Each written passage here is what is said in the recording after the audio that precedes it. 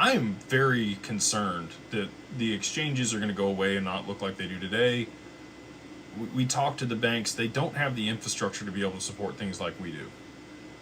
And they're not building it. If they are, they're 12 to 18 months away.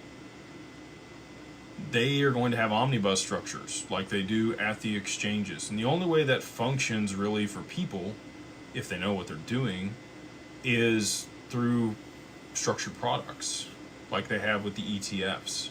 So they'll issue a security or a structured product on top of that, and they'll hold the underlying asset, and then you'll be able to buy that in your traditional stock portfolio. And now you have managers and other RIAs and other people that can advise on these assets and roll it into your stock portfolio. I mean, you even hear Kevin O'Leary talking about, crypto will be the 12th sector of the S&P. The only way that that actually happens is through structured products. I don't think they ever had any intent of you holding the bearer asset. I mean, you don't hold stock certificates. Most people don't buy gold. They buy gold derivatives or paper. They roll contracts on the COMEX. Somebody else holds the gold and they still get exposure to it. That's just how most of the financial markets work.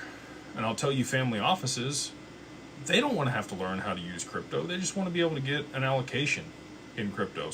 Most of them have done it through funds or fund of funds at this point. Some of them do own crypto directly and have the exposure, but then they've got to figure out the governance around that, right? So one of the family offices I talked to is Salt. That gentleman's got 4 different people on his financial committee, and they come together every quarter. They all live on different continents, and they all take a portion of the keys with them when they leave.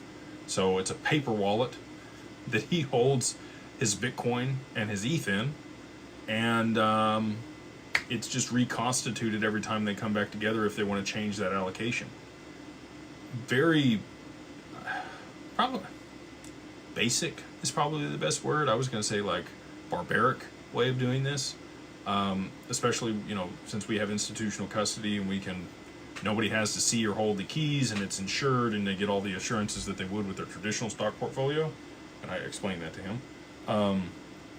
But again, there's just a large learning curve with a lot of this stuff for most people, and they don't want to deal with it. They would rather just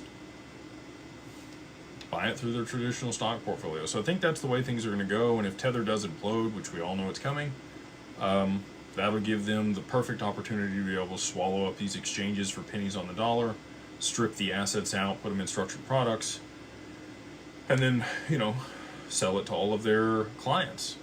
And I really do think that